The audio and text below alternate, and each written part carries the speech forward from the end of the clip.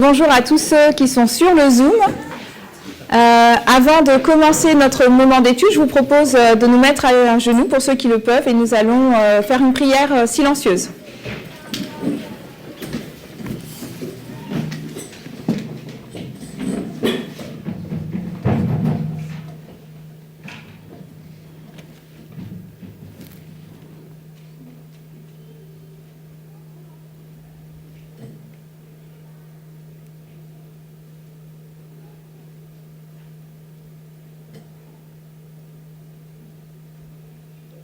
Amen.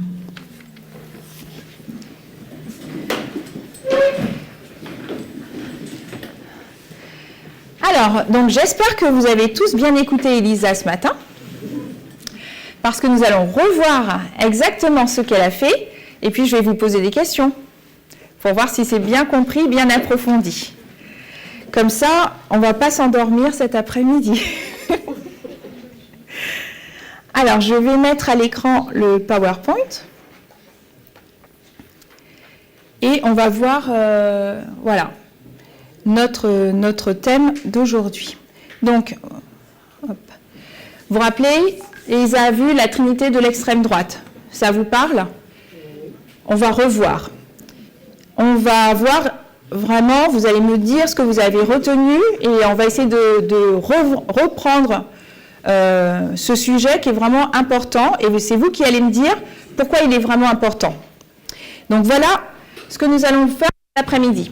On étudie la Vêpres 7 et l'objectif du jour, avec Elisa et moi, c'est d'identifier les acteurs de la Trinité commune de l'extrême droite. Donc cet après-midi, on va refaire un rappel de l'origine de notre message. On va faire un constat, on l'a déjà fait ce matin, mais c'est vous qui allez me dire quel est le constat que nous n'avions pas fait, que nous n'avions pas réalisé. On va voir du coup qu'est-ce que la Trinité de l'extrême droite, quels sont les acteurs, détail des acteurs, et puis on va terminer par un résumé. D'accord? Vous êtes OK? Alors, ce matin, Elisa a tracé une ligne, et elle avait fait la ligne des prêtres. Je vais faire la ligne des 144 000. Vous me donnez les balises? Première balise. 1989. Ensuite, 2001. Ensuite, j'ai dit la ligne des 144 000. OK. LD. Fin du temps de grâce. Seconde venue. On est où sur la ligne? On est avant la LD. OK. Elisa vous a donné une citation ce matin. Vous vous en rappelez? C'était laquelle? C'était quelle citation qu'Elisa a... Rappelez-vous. Elle nous a parlé d'une citation. Levez la main. La vision d'Ellen White. Quelle vision? La première vision. Alors, on va mettre à l'écran la première vision et je voudrais bien que quelqu'un me la lise.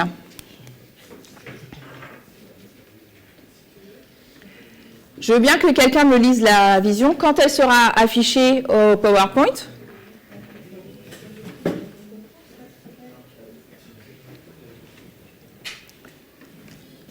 Alors, qui c'est qui veut bien me lire la... Johanna, tu lis? OK.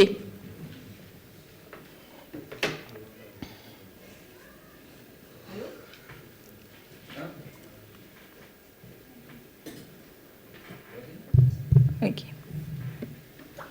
Alors que je priais au culte de famille, le Saint-Esprit reposa sur moi et il me semblait m'élever de plus en plus au-dessus de ce monde des ténèbres. Je me détournais pour voir mes frères adventistes restés en ce bas monde, mais je ne pus les découvrir. Une voix me dit alors, « Regarde encore, mais un peu plus haut. » Je levai les yeux et je vis un sentier abrupt et droit et étroit, bien au-dessus de ce monde. C'est là que les adventistes s'avançaient vers la Sainte Cité. Derrière eux, au début du sentier, il y avait une brillante lumière que l'ange me dit être le cri de minuit. Cette lumière éclairait le sentier de toute sa longueur pour que leurs pieds ne s'achoppent pas. Jésus marchait à leur tête pour les guider et tant qu'ils fixaient les regards sur lui, ils étaient en sécurité. Merci. Il y a combien de groupes dans ce texte? 2. Josiane, t'as dit 2, c'est ça? Oui. Ok. Comment tu les appellerais? Comment elle les appelle? Alors. Les frères adventistes restés en ce bas. Alors vas-y, Josiane. Oui, elle voit ceux qui sont sur le chemin. Ok. Et puis elle voit ceux qui vont laisser le chemin. Alors. C'est l'adventiste qu'elle voit dans ce Elle voit les frères adventistes. Alors, elle voit dans un premier temps les frères adventistes. Vous les voyez? Restez dans ce bas monde. Rester dans ce bas monde. Donc elle les appelle adventistes et elle dit que ce sont ses frères aussi. Mais est-ce qu'ils marchent avec elle? Non. On est d'accord, hein? Et ensuite, on parle d'un autre groupe. Et ce groupe est appelé aussi adventiste. Et qu'est-ce qu'il fait ce groupe? Il s'avance de la sur la lumière. Ce groupe-là s'avance vers la Sainte Cité. Ok? Donc on voit qu'il y a un groupe. Ce groupe-là s'est détaché. Il a laissé un groupe qui en ce bas monde, qui est resté, qui n'a pas voulu suivre. Mais on voit qu'il y a un groupe qui s'est détaché et qui va en direction de la Sainte Cité. Ok? Et il y a une voix qui lui dit de regarder en haut. Donc elle voit ce groupe et elle voit derrière eux, au début du sentier. Alors, nous on trace nos lignes et on dit que le début c'est quand? On dit que c'est le TDF. Elle dit que le début du sentier c'est quand? Et c'est quand au moment où la lumière a brillé? Au cri de minuit. C'est quand? Alors ici, nous on est là. On est en 2023. Et ce matin, avec Elisa, on a situé le cri de minuit à partir de quand? 2018. Donc 2018, c'est le début du sentier pour Ellen White. D'accord? Donc là, elle fait une distinction entre le début de la ligne, avant le cri de minuit, et après le cri de minuit. Et elle explique que là, à partir de là, il y a quelque chose de spécial. On est dans le début du sentier. OK? Et qu'est-ce qu'elle voit? Qu'est-ce qu'il y a au cri de minuit? Vous l'avez vu ce matin avec Elisa. Une brillante lumière. Et qu'est-ce qu'elle fait, cette brillante lumière? Elle éclaire toute la longueur. Donc là, ce matin, vous l'avez faite avec Elisa. Elle éclaire toute la longueur. Vous avez déjà vu une lampe qui éclaire? Je vous ai pris... regardez. Alors, si vous pouvez mettre le PowerPoint, je vous ai mis une petite... Vous avez vu, qu'est-ce qui se passe? Le faisceau, il s'élargit au fur et à mesure. Il devient de plus en plus grand. Ça veut dire que si on doit le mettre avec l'accroissement de la connaissance augmente. La lumière, elle augmente. Donc, au fur et à mesure qu'on arrive, l'augmentation de la connaissance, la lumière qu'on a reçue ici, à partir de 2018, elle nous accompagne jusqu'au bout. Elle s'élargit en plus. D'accord? Donc, non seulement elle va nous accompagner, puisque Jésus est tout au bout, mais en plus, elle va s'élargir. C'est comme un grand faisceau qui va s'élargir. Donc là, à partir du cri de minuit, il se passe quelque chose. Ce message qu'on a reçu là, il faut qu'on le comprenne. Parce que si on ne le comprend pas, on ne peut pas continuer. Vous êtes d'accord? Et c'est ce qu'Elisa disait. D'accord? Donc, on va revenir sur tous les aspects qu'on a vus ensemble ce matin. On va répéter, on va élargir pour être sûr qu'on a bien compris qui sont les acteurs de la Trinité de l'extrême droite. Et pourquoi? Pourquoi c'est important de comprendre ça? On a vu. Alors, c'est ce qui va nous permettre de comprendre, tu as dit? Comprendre et puis voir se développer cette loi du dimanche. Ok, donc il y a la loi du dimanche, déjà une première étape, voilà. Une deuxième étape, FTG, et puis, troisième étape, la seconde venue. Dans la citation de ma première vision, il est dit « Cette lumière éclairait le sentier dans toute sa longueur pour que leurs pieds ne s'achoppent pas. » Jésus marchait à leur tête pour les guider, et tant qu'ils fixaient les regards sur lui, ils étaient en sécurité. Donc, tant qu'on va regarder à Jésus et on va suivre cette lumière, on sera en sécurité. Donc, si aujourd'hui, les vêpres nous disent de regarder les acteurs, on doit les comprendre. D'accord ? Alors, donc, je vous ai dit, le thème, c'est la Trinité de l'extrême droite. Mais le problème,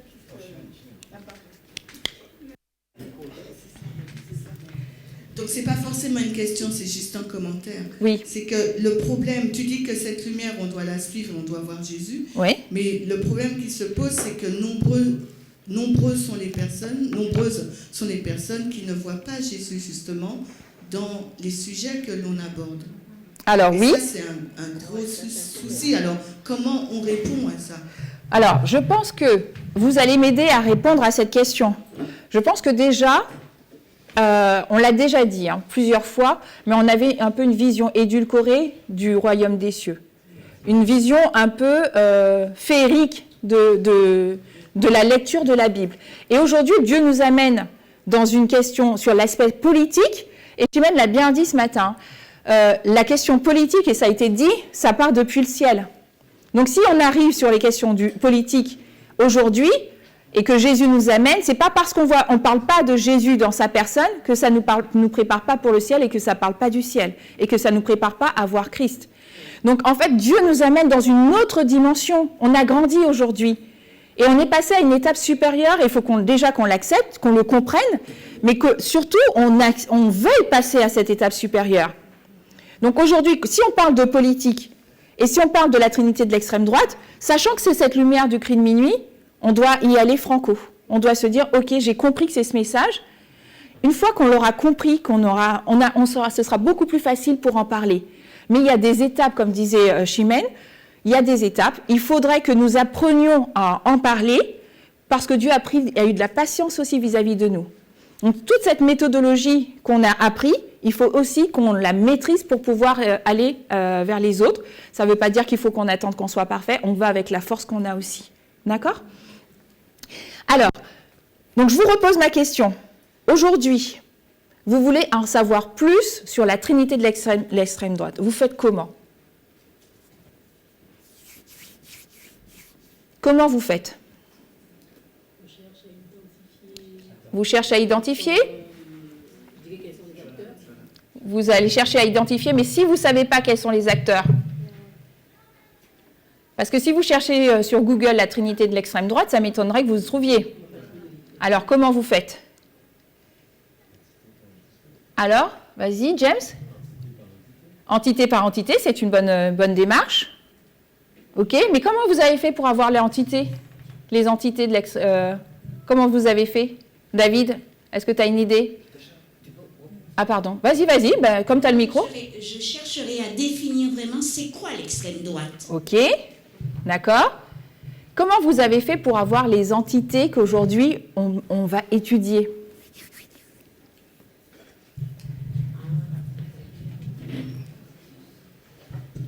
Pour avoir ces entités, je pense qu'il faut retourner dans les vêpres déjà. Ok, il faut retourner dans les vêpres. Alors, regardez. Je vais essayer de faire une petite manipulation. Je ne vous garantis pas que je vais y arriver. Bon, alors, attendez. Je vais essayer. Ça marche ou pas ? Non, il n'y a pas de superposition d'image. Ah ouais, il faut une superposition d'images. Alors, attendez. Là, on voit.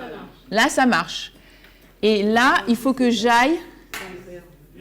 Hein ? Je clique sur le vert. Quel vert ? Ah oui, là. Mais je ne trouvais pas ma flèche. Voilà. On est sur quoi ? On est sur Eden à Eden. Et là, où est-ce que je vais ? Je vais aller sur quoi ? Regardez où est-ce que je vais. Wikipédia. Les amis, on a Wiki Eden. Pas Wikipédia, on a Wiki Eden. Et alors, dans Wiki Eden, regardez. Je vais marquer Trinité de Ah, ça me propose quelque chose? Ah, regardez. Trinité de l'extrême droite. Et alors, normalement, on a donc la description des vêpres. J'ai ce que je vais vous dire sous les yeux en Word. Il faut que je sorte, il faut juste que je retrouve comment je fais. Voilà, c'est parfait.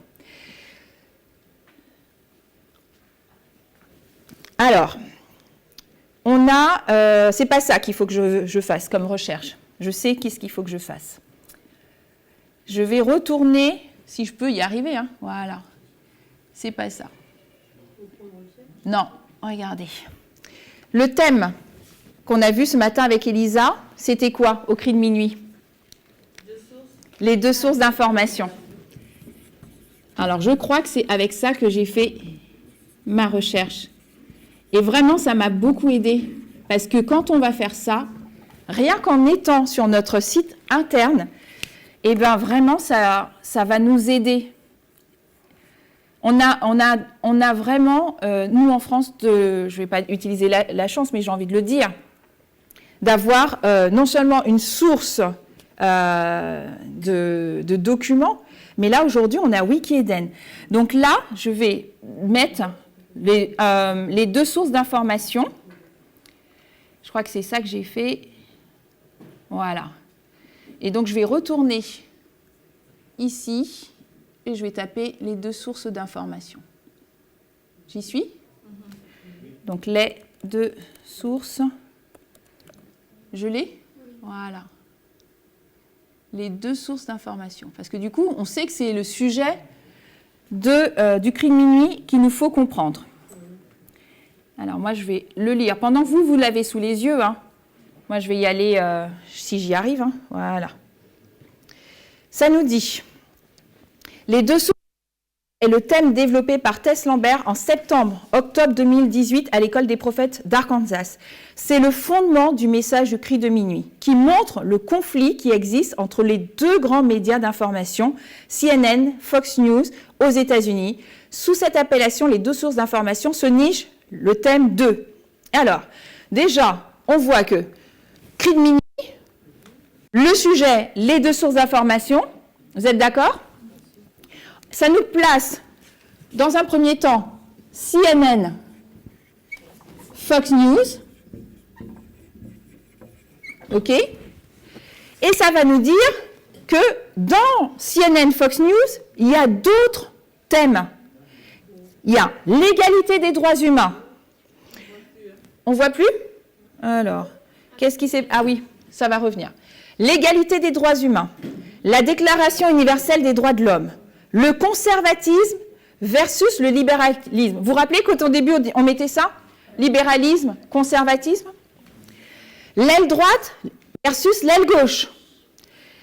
La bonne source d'information versus la mauvaise source d'information. La guerre d'information ou l'ère d'information.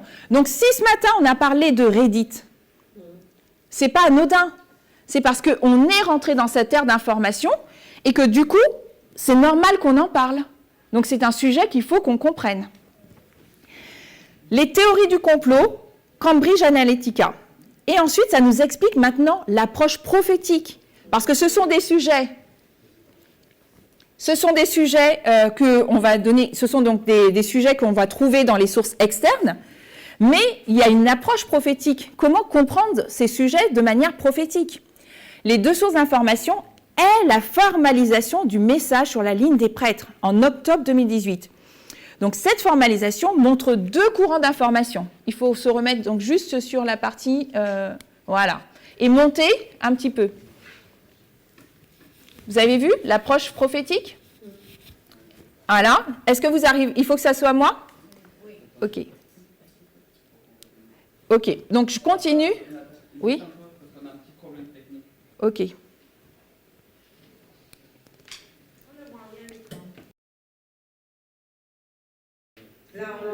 Ok, super.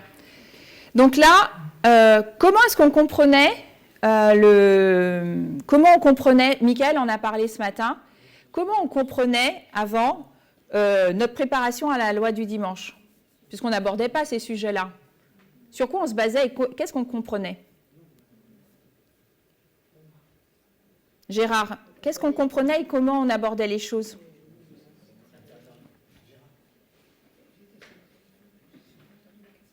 Alors, comment on comprenait les choses?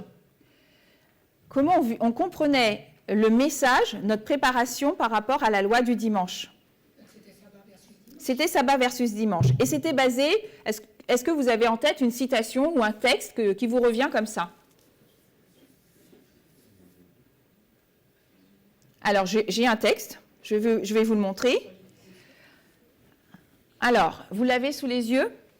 Lorsque notre nation abjurera les principes de son gouvernement à tel point qu'elle promulguera une loi du dimanche, le protestantisme agira en cela main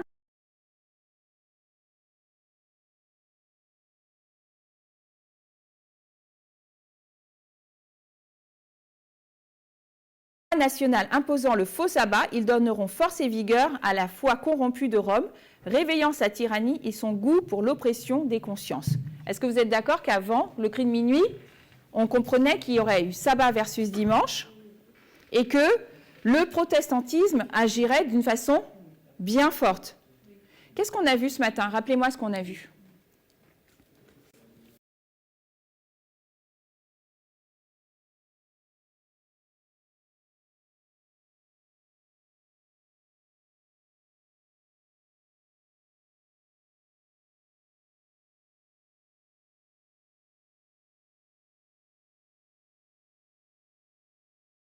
Ce qui me revient, c'est que les États-Unis sont une nation post-chrétienne maintenant. Ok. Je m'arrête là, Johanna, tu voulais dire Oui, effectivement, pour continuer dans ce qu'elle disait, Chimène, l'ancienne thèse nous invitait à regarder, parce qu'on avait le regard complètement centré sur les conservateurs Ouais. âgés et compagnie, et maintenant qu'il faudrait qu'on regarde du côté, je ne sais plus le terme exact qu'on a vu ce matin. Mais De la droite religieuse? Non, de...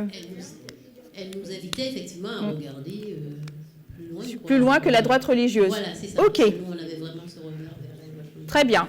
Alors, donc, du coup, moi, ce que je vais retenir parmi tout ce que vous avez dit, c'est que les États-Unis sont devenus post-chrétiens. Ça veut dire quoi? Ça veut dire quoi, ils sont devenus post-chrétiens? Alors, est-ce qu'ils sont... Alors, ils sont athées, ils ne croient pas en Dieu. Post-chrétiens, qu'est-ce que vous comprenez? C'est la jeunesse actuelle, en fait, ceux qui étaient plus âgés, je pense. Alors, vas-y, continue, développe ta pensée. Les jeunes, en fait, cette génération, cette dispensation, en tout cas, ne croient plus vraiment en Dieu. Ok, donc cette génération ne croit plus vraiment en Dieu. Alors, j'entends un bruit qui vient sûrement du Zoom. Ouais. Alors, je crois que la famille Nilor, je crois que j'ai reconnu. Est-ce que vous pouvez fermer votre Zoom? Non, le son. Fermez votre son, pardon. Le son de votre Zoom. Alors, donc je vais vous montrer à l'écran. Ça vient, ma source, c'est Courrier International. Je fais quoi? Que je fasse quoi? Diaporama? Comme ça? Ok, super. Donc là, ce sont les États-Unis et je crois que ma source, elle date de 2000. Je vais vous dire ça. 5 secondes. Je vais vous dire ça tout de suite. De 2014. Ouais, c'est milliards. Je vous confirme. Alors, regardez. En 2014, il y avait 2,2 milliards de chrétiens, 1,6 milliard de musulmans, 1 milliard d'hindouistes et 1,1 milliard de non-croyants. Dans le monde. Ouais, dans le monde. OK? Donc, comment vous allez appeler ces non-croyants? Des athées. Et est-ce que, donc, du coup, est-ce que vous savez qu'il existe plusieurs types d'athéisme? Oui? Alors, je vous les ai mis. Il y a l'athéiste. Qu'est-ce que c'est que l'athéiste? Celui qui va nier Dieu. OK? C'est pas lui Dieu. Il nie l'existence de Dieu. OK? Il y a l'antithéiste. Celui-là, il est contre toute forme de religion. Il y a les agnostiques. C'est ceux qui ne savent pas. On peut pas savoir de toute façon si Dieu existe. On sait que des fois, il y a une puissance. Vous avez déjà entendu ce terme? On reconnaît qu'il y a une puissance, mais on ne peut pas dire qu'il y a un Dieu. D'accord? Il y a les humanistes. Donc ceux qui se pensent au bienfait de l'homme. Ceux qui sont pour... tu le disais, David? Alors, qui c'est qui peut apporter le micro pour...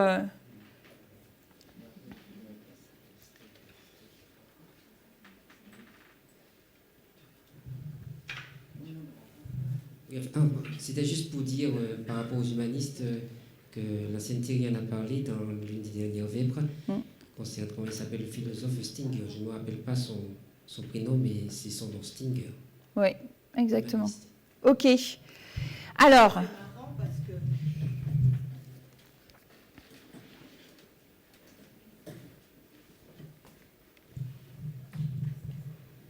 C'est intéressant parce que certaines des personnes qui ont quitté le mouvement ne nous traitaient pas, mais disaient qu'on était trop humaniste. On avait perdu la notion de Dieu et que toute notre attention se portait sur l'humain. Et l'une des catégories de l'athéiste, tu nous dis que c'est l'humanisme. Je sais. Alors, ça ne veut pas dire que l'humanisme, c'est mauvais en soi. Mais ça veut dire que dans les humanistes, ils ne croient pas en un Dieu, mais ils croient dans le fait des valeurs humaines et le fait de faire du bien à son prochain. Et ils représentent, on a dit, 1,1 milliard de personnes. Est-ce que vous pensez qu'on peut ignorer 1,1 milliard de personnes qui n'adhèrent pas à une religion? On ne peut pas, réellement. Donc le sujet de l'athéisme devient un sujet qui va prendre sa place, toute son importance, parce qu'en termes de nombre, on ne peut pas ignorer, il dépasse le nombre de musulmans. Donc, il faut qu'on se pose la question, maintenant qu'on sait qu'ils représentent un certain nombre, ils ne sont pas minoritaires, donc on va se poser la question, du coup, l'athéisme agit maintenant de façon importante. Eh bien, on va chercher un petit peu, on va pousser les recherches sur l'athéisme. Alors, je vais vous lire, je vais revenir aussi sur, sur une, je vais revenir sur une diapo que je voulais vous montrer. C'est qu'avant, on a étudié ça avec l'ancienne thèse, c'est que... on est revenu sur le calvinisme et le luthérianisme. Vous vous en rappelez quand on est revenu pour essayer de comprendre toute la pensée qui était rentrée dans le protestantisme. Donc le protestantisme dans la citation, il y a le terme protestantisme. Mais le protestantisme en lui-même, il est séparé de plusieurs groupes. Et le groupe qui va agir, qui va agir dans la droite religieuse chrétienne, c'est pas trop le terme protestantisme qu'on va utiliser, mais ça va être plus les évangéliques, qui est une branche qui appartient au protestantisme. Est-ce que pour tout le monde c'est clair? Parce que quand on lit le terme protestant dans la citation, on va peut-être englober l'ensemble des protestants. Sauf qu'il va y avoir une branche dans le protestantisme qui va chercher à promouvoir l'union de l'Église et l'État. Et là, ça va être la branche évangélique. D'accord? Et si je ne me trompe pas, c'est plus la branche évangélique. Je ne veux pas dire de bêtises, je vais m'arrêter là. Parce que je n'en ai pas la certitude. C'était pour dire, c'était juste les fondamentalistes. D'accord? Donc ça, c'était un point que je voulais qu'on fasse pour éclaircir justement, quand on lit la citation, pour dire le protestantisme va donner la main à la papauté, etc., que nous, dans notre esprit, quand on regarde, on étudie les vêpres et qu'on va plus en profondeur et qu'on voit qu'on étudie la droite religieuse chrétienne, ben qu'on sache mettre le nom et qu'on sache identifier qui sont réellement les acteurs.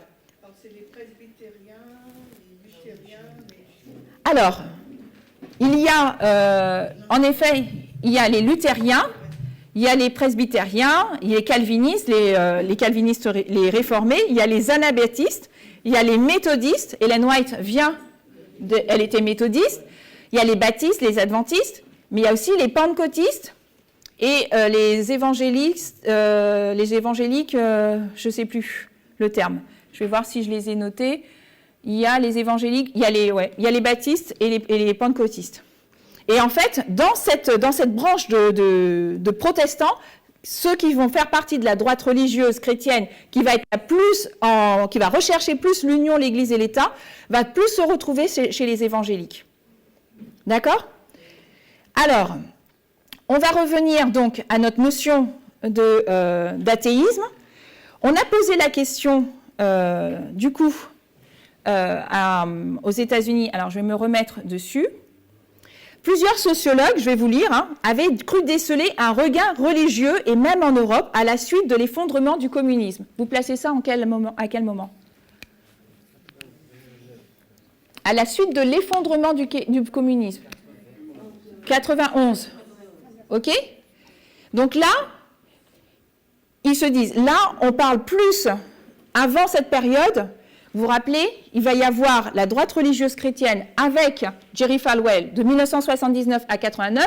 Ils vont réussir à élire un président un président chrétien. Et là, après la chute du communisme, ils vont se dire il va y avoir un regain de la religion. Mais en fait, ça ne va pas du tout se passer comme ça. La religion va être en baisse. Non pas en hausse. La tendance va s'inverser. Et partout dans le monde, pas uniquement aux États-Unis. Mais particulièrement aux États-Unis, on va poser la question, est-ce que Dieu joue un rôle important dans votre vie ? Et avant, où les Américains obtenaient une moyenne de 8,2 sur 10 il y a 12 ans, aujourd'hui c'est 4,6. Les causes du déclin sont politiques et générationnelles. Donc, on voit que, je reviens sur mon point, le nombre d'athées est à 3%, tandis que le nombre de croyants a baissé de 9%. Ça, c'est toujours sur mon étude de Courrier International de 2014. OK ? Ensuite, en 1958, il y avait 82% de personnes qui pensaient que Dieu avait un rôle important dans leur vie.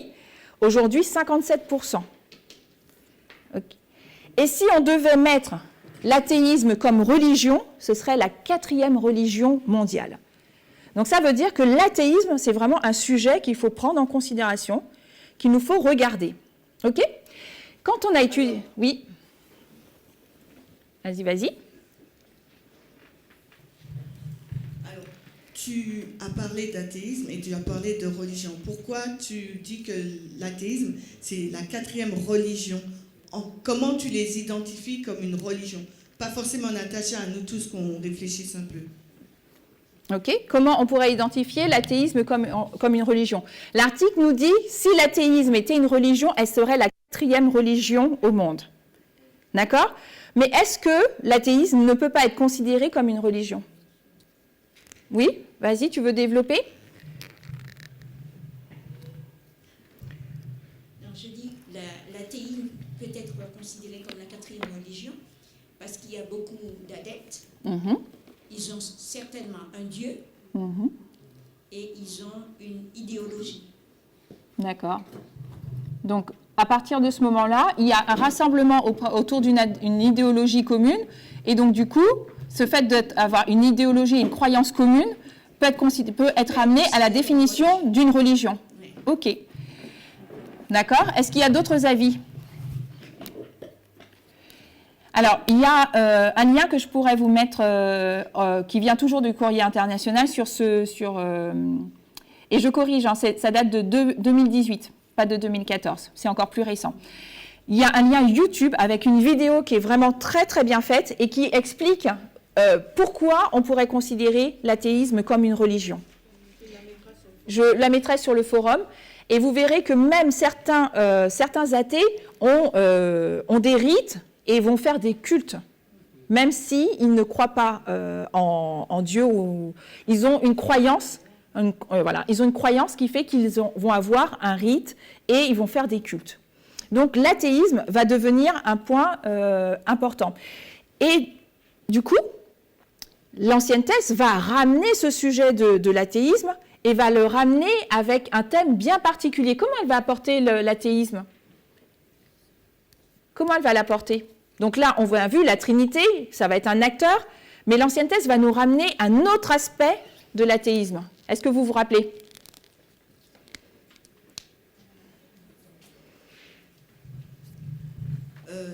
Par rapport à ce que tu dis, je pense au mot nouveau qu'elle va accoler à l'athéisme. Oui. Donc, ce qui nous montre qu'il y avait un ancien athéisme. Exactement. Et qui c'est qui peut me donner plus de détails sur ce qu'on appelle le nouvel athéisme ? Et elle en parle dans les Vêpres. Est-ce que ça vous parle ? Alors Gérard ? Attends, le micro.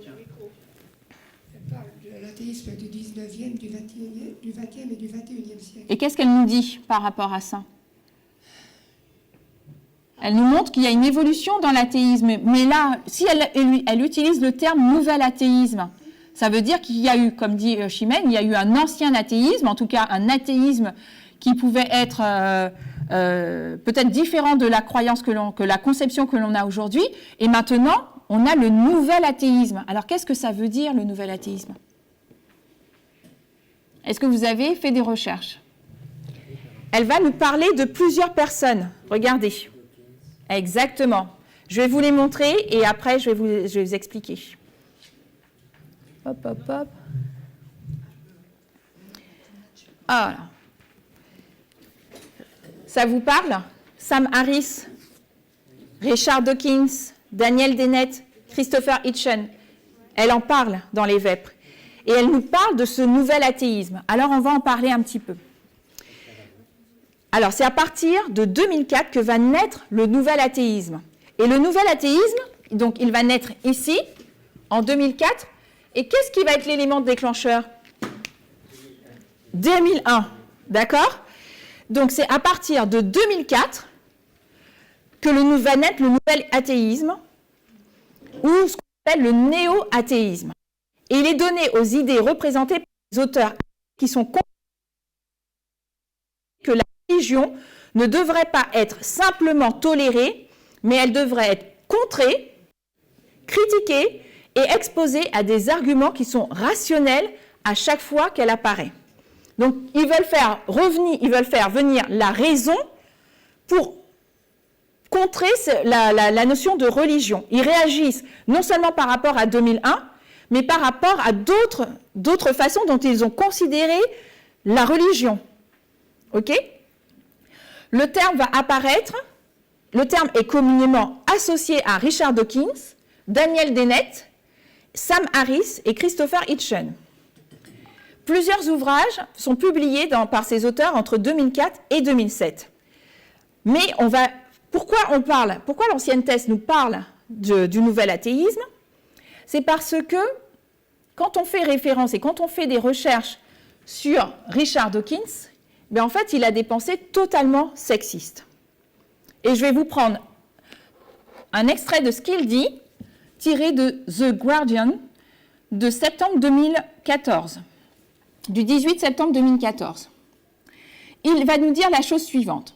De nombreuses femmes athées ont expliqué qu'elles ne s'impliquaient pas davantage en raison du sexisme, désinvolte. Alors ça, c'est une partie de l'article, hein. C'est pas ce qu'il dit lui, mais c'est une partie de l'article. En raison du sexisme désinvolte endémique du mouvement, certaines parties de celui-ci ne voient aucun problème à organiser des conférences avec des orateurs exclusivement masculins et avoir une direction exclusivement masculine. et ce, avant d'en arriver au harcèlement sexuel vitriolique et dangereux en ligne. Donc là, on revient dans l'ère d'information, et hors ligne, qui vise à intimider les femmes pour les réduire au silence. Richard Dawkins s'est impliqué dans certaines de ces controverses, et rarement pour le mieux, comme avec sa tristement célèbre lettre, il a fait une lettre qui s'appelle « Dire Muslima » en 2011, dans laquelle il soutenait essentiellement que parce que les femmes des pays musulmans souffrent davantage du mauvais traitement sexiste, eh bien les femmes en Occident ne devraient pas parler de harcèlement sexuel ou d'intimidation physique. Il s'est également moqué des femmes qui préconisent des politiques de lutte contre le harcèlement sexuel. Sam Harris, que l'on voit, s'est mis le pied dans la bouche en déclarant que le militantisme athée manquait de vibrations ostrégéniques et était dans une certaine mesure intrinsèquement masculin. Donc le nouvel athéisme, qu'est-ce qu'on peut dire par rapport au nouvel athéisme? Alors, premier acteur, on a ici, je vais faire une première bulle. Pour eux, pas tous, ils ne sont pas tous scientifiques. Mais je t'avouerai que je n'ai pas regardé comment dirais-je, leur titre. Mais je sais certains ont écrit des livres. Il me semble qu'il y en a un qui est écrivain, je ne suis pas sûre. Donc ici, on a le nouvel athéisme. Et le nouvel athéisme va prôner le sexisme.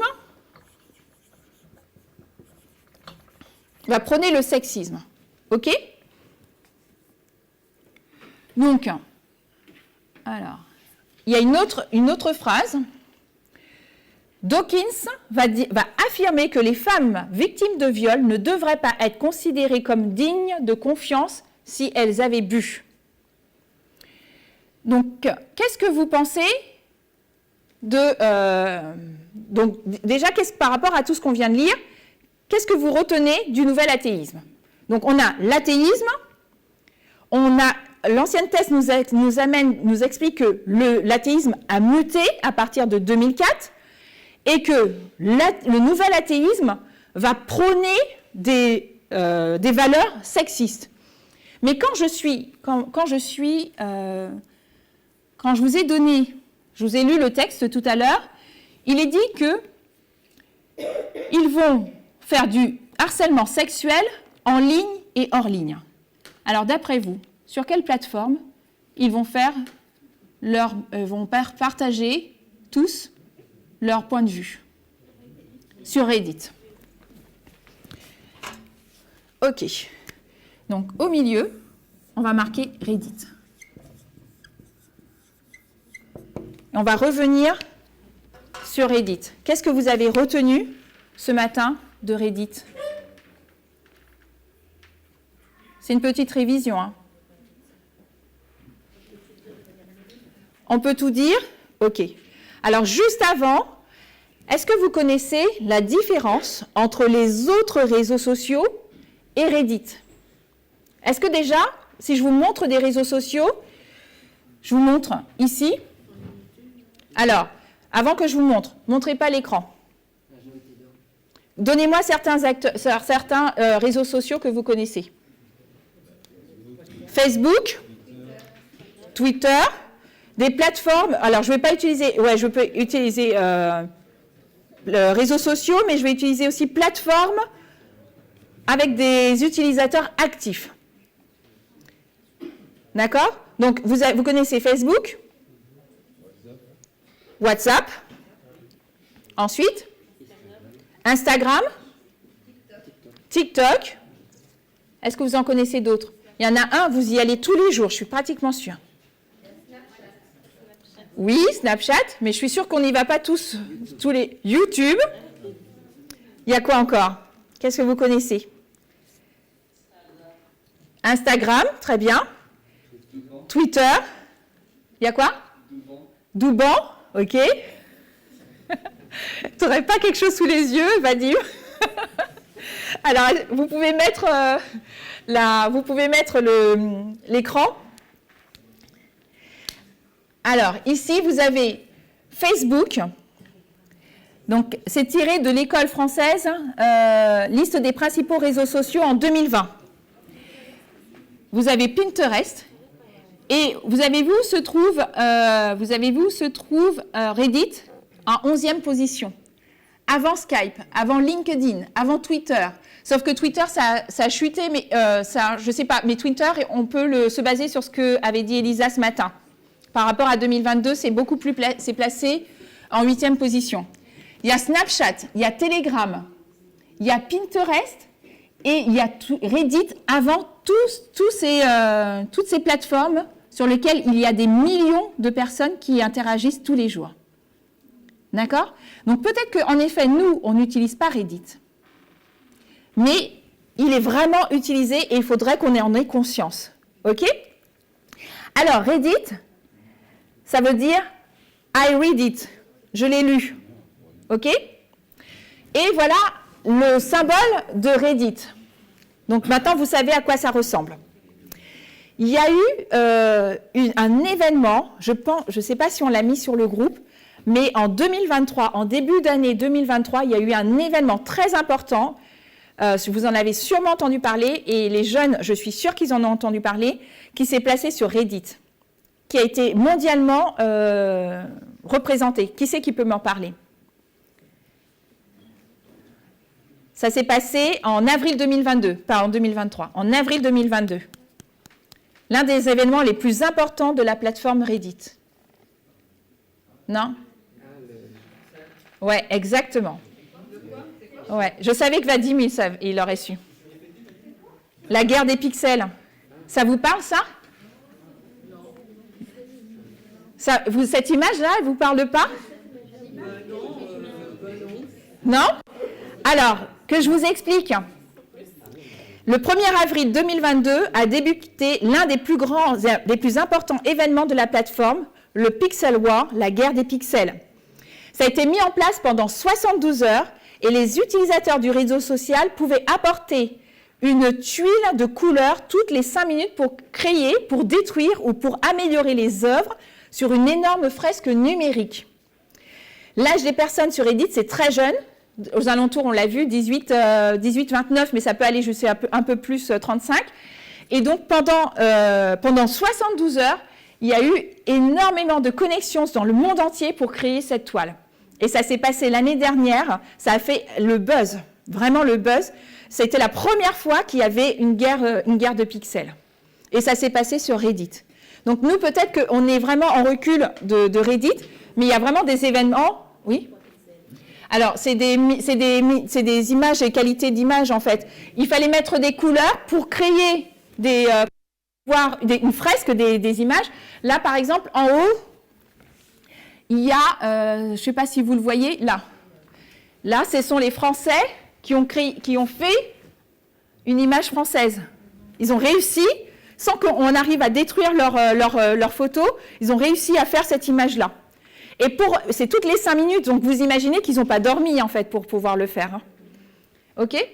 Donc ça s'est passé sur Reddit, et donc, voilà. Nous, on peut voir un petit peu que cette plateforme, même si elle n'est pas connue en France, elle n'est pas connue chez nous, en tout cas, peut-être en France, elle est connue, mais elle est extrêmement utilisée. Pardon? Il ne faut pas aller dessus? Alors oui, on peut aller dessus. On peut y aller, à la différence des autres acteurs, des autres plateformes. Reddit va fonctionner d'une façon qui est totalement différente. Et c'est là où vous allez voir que, concrètement, pourquoi Reddit est vraiment important. Quand je vais sur Facebook, si vous avez un compte Facebook, vous allez mettre des photos. Ces photos, elles vous concernent. Ce sont vos centres d'intérêt. Les personnes qui vont consulter votre compte Facebook vont regarder, vont pas forcément avoir un centre d'intérêt. Vous allez sur Instagram, vous publiez ce que vous voulez. OK? Vous allez sur TikTok, vous publiez ce que vous voulez. La différence avec Reddit, c'est que vous allez sur ce subreddit parce que vous y trouvez un intérêt sur le thème. Donc si le compte de ces personnes que nous avons vues qui mettent leurs messages sexistes sur Reddit et que c'est vraiment communiqué et partagé, c'est parce qu'elles adhèrent à la pensée. OK ? Elles adhèrent au message. Parce que comme vous l'a expliqué Elisa, vous avez donc le Reddit général et puis vous avez des petits subreddits. Il y en a énormément. Quand vous choisissez d'aller dans le R, je ne sais pas quoi, c'est vous qui choisissez le thème.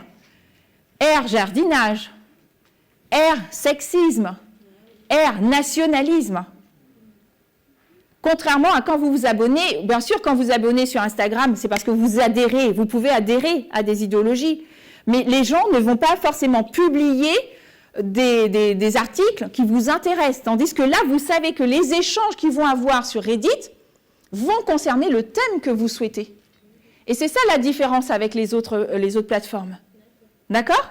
Et donc, ça marche par karma. Vous avez soit un up, soit un down, c'est-à-dire soit on vous met un point en plus, soit on vous met un point en moins. Et en fonction de si tout le monde adhère, vous avez des plus. Et une fois que vous avez des plus, ce n'est pas vous qui êtes identifié, c'est le message, le thème de votre subreddit qui peut remonter dans le Reddit général. D'accord ? Donc c'est ça la différence avec les autres plateformes. Pour lesquelles, du coup, Reddit, quand vous y allez, vous savez que vous allez être, comment dirais-je, vous y allez pour une raison bien précise. Le sujet, si vous mettez sur ce subreddit, c'est parce que vous y trouvez un intérêt, que vous adhérez à la pensée. D'accord ?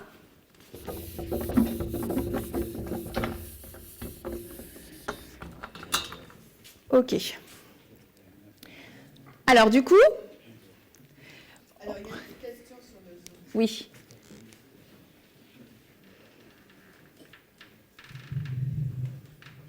Alors, c'est Michael qui demande, est-ce seulement le nouvel athéisme qui est sexiste ou l'ancien l'est-il aussi ?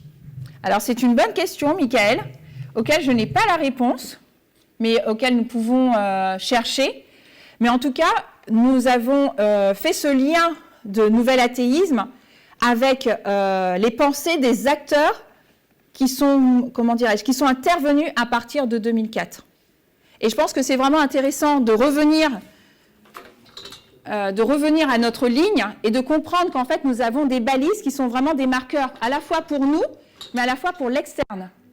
Et donc, du coup, il y a eu un événement en 2001 qui était un événement d'une religion, on va dire, l'islam, qui a mené une guerre sainte et qui a frappé les États-Unis. Toutes les personnes anti-religion ont trouvé ça, enfin, tout le monde a trouvé ça très violent. Mais les personnes anti-religion ont été vraiment marquées par cet acte. Et donc, du coup, à partir de là, il y a eu des actions qui ont été menées, des livres ont été écrits de 2001 à 2007 pour aller à l'encontre de la religion. Concrètement, peut-être qu'il y a eu des choses qui ont été faites avant sur l'athéisme qui étaient sexistes. Mais on va le voir réellement à partir de notre ligne. Il faut qu'on comprenne que les acteurs qui nous amènent dans le temps de la fin, on va porter notre attention réellement à partir de ce moment-là. Donc, à partir de 2004, on voit qu'il y a un nouvel acteur, le nouvel athéisme, qui rentre en ligne de compte. D'accord ? Quel est l'autre acteur qui fait partie de la Trinité ? Le libertarianisme. Yes. Vas-y. Je réfléchissais à ce que tu disais aussi et à la question, et je me disais, comme nous aussi on est dans la dispensation du genre maintenant, et qu'en réaction à MeToo aussi, c'est certainement aussi l'une des raisons pour lesquelles le nouvel athéisme va vraiment axer, cibler les questions de genre et être aussi antiféministe, parce qu'à l'époque, les femmes, elles n'osaient pas parler. Alors que depuis notre temps de la fin, les femmes commencent à parler. On rentre dans le 4e mouvement du féminisme, 4e vague. Donc, et là, avec l'émergence de MeToo, le système patriarcal est vraiment épinglé et montré du doigt. Donc, je pense que, oui, les anciens athées étaient sexistes, mais il n'y avait pas d'attaque frontale, contrairement à ce qui se passe aujourd'hui. Il y a non seulement une réaction féministe pour pouvoir parler et dire très haut les abus, mais en plus, on est dans dans notre ligne, dans notre dispensation, on voit qu'on a un accroissement de la connaissance qui nous permet de voir les acteurs, de les reconnaître et de voir que dans notre ligne, il y a des événements qui vont amener à la loi du dimanche. Donc du coup, à partir de 2004, on les voit se mettre en œuvre. Alors, donc, le nouvel acteur, l'autre acteur, vous m'avez dit, qui était le libertarianisme.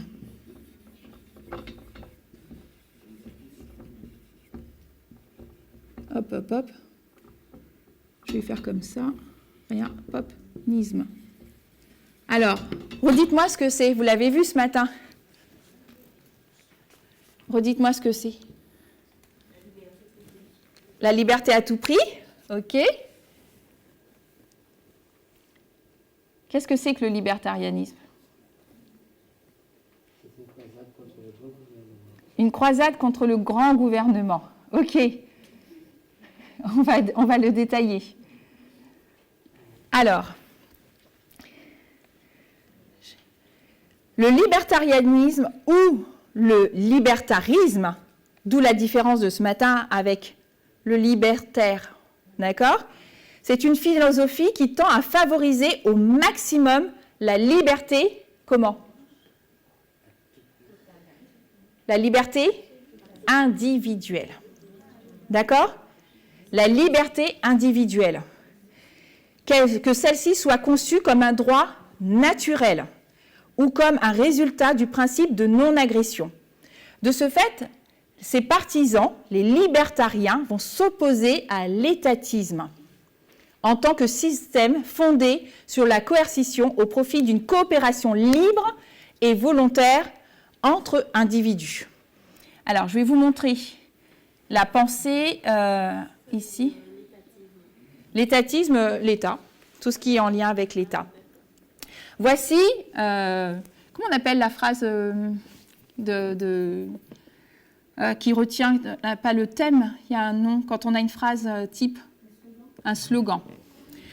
Alors, en anglais, c'est « Because it's not one's business, what I do with my property ». Libertarien, parce que je fais... Alors, attendez, je vais faire la modification. J'ai marqué libertaire, mais ce n'est pas ça. Parce que je fais ce que je veux de ma propriété, cela ne regarde personne. OK? Je vais vous montrer... on va essayer de comprendre, du coup, c'est quoi la liberté individuelle qui touche les libertariens. Regardez cet écran que j'ai pris sur Wikipédia.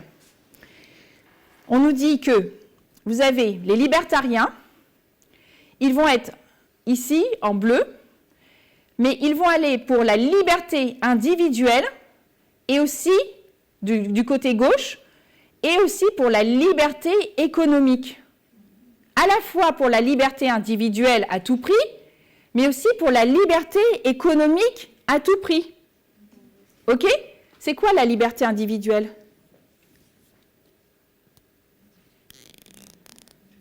Qu'est-ce que ça peut être, la liberté individuelle? Alors, on n'entend pas?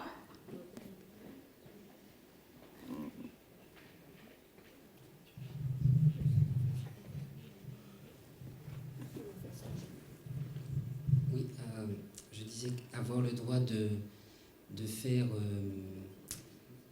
ce que l'on veut sans qu'il y ait personne qui intervienne, quoi. OK. Ici, je vous ai mis une définition. Dans la démocratie, la liberté individuelle est le droit accordé à chaque individu d'agir comme il l'entend, sans recourir des mesures de privation de liberté, donc pas d'emprisonnement, pas d'astreinte à la résidence, pas d'interdiction de se déplacer, pas d'hospitalisation sans consentement, hormis dans les situations prévues par la loi. D'accord? Et du coup, oui. Et du coup, la liberté économique, ce serait quoi? Là, on vient de voir la liberté individuelle. Et la liberté économique, ce serait quoi? Parce qu'ils prônent la liberté économique. Ok? Vous vous rappelez qu'ils ne veulent pas, ils sont pour, alors, pour qu'on soit clair, ils sont pour un grand ou un petit gouvernement, les libertaires? Un petit gouvernement. D'accord? Ils sont pour un petit gouvernement, avec moins de représentation. Mais alors, la liberté économique, ce serait quoi? Vous allez voir. Oui, Johanna? Peut-être que l'État ait moins peut-être de vue ou d'emprise sur leur économie. Ok, d'accord. Sur leurs biens. Ok. Donc là, le libéralisme économique est l'application des principes du libéralisme à la sphère économique. Cette école de pensée dont la domination est associée au siècle des Lumières estime que les libertés économiques, libre-échange, liberté d'entreprendre, libre choix de consommation, de travail, etc. D'accord? Donc, ils veulent être totalement détachés de la sphère économique. Ils ne veulent pas que, justement, l'État s'implique au niveau, comment dirais-je, trop au niveau de la partie économique. Alors, du coup, avec quel président les libertariens ont eu un souci? Avec quel président? Alors, non, quel président aux États-Unis? À partir de... Avec quel président? Non, plus récent, à partir de 2001. Roosevelt, ok. Mais à partir de 1989? À partir de 1989. Quel président américain, ils ont eu énormément de soucis? Ah, non. Alors, sur le Zoom? J'ai pas entendu. Barack Obama. Exactement. Barack Obama. À partir de 89. Non, j'ai pas... Je vous ai... désolée si je vous ai induit en erreur. À partir de 1989, les libertariens ont eu énormément de problèmes avec Barack Obama. Et pourquoi? Parce que Barack Obama, c'est un avocat spécialiste de la Constitution. Alors, j'entends plein de choses qui peuvent être très intéressantes.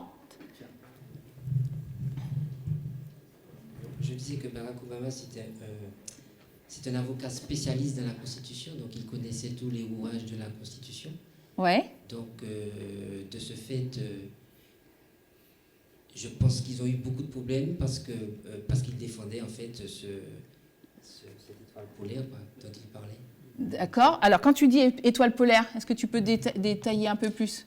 Oui, alors, c'est vrai que quand il parle d'étoile polaire, Barack Obama, il veut dire en fait que cette constitution, enfin, je ne sais pas si ça fait partie du... Non, mais vas-y, développe ta pensée pour qu'on puisse voir. Cette constitution, en fait, est appelée à évoluer. Ouais. D'accord. Ouais. Et qu'il fallait mettre en avant donc tout ce qui se passe à notre époque. Ouais. Et quand on voit par exemple la pensée de Rand Paul, lorsqu'on a vu qu'il a eu l'interview avec Rachel Maddow, ouais.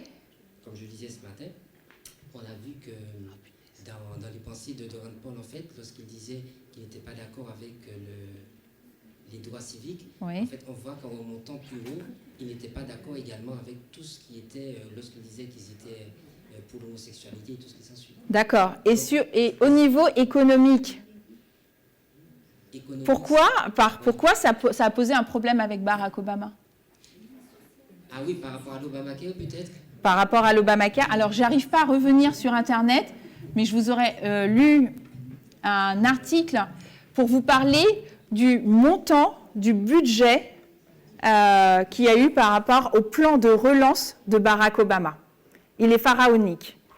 Et donc, pour mettre en place des mesures pour relancer l'économie aux États-Unis, eh bien, Barack Obama a dépensé, je crois, 730 milliards d'euros.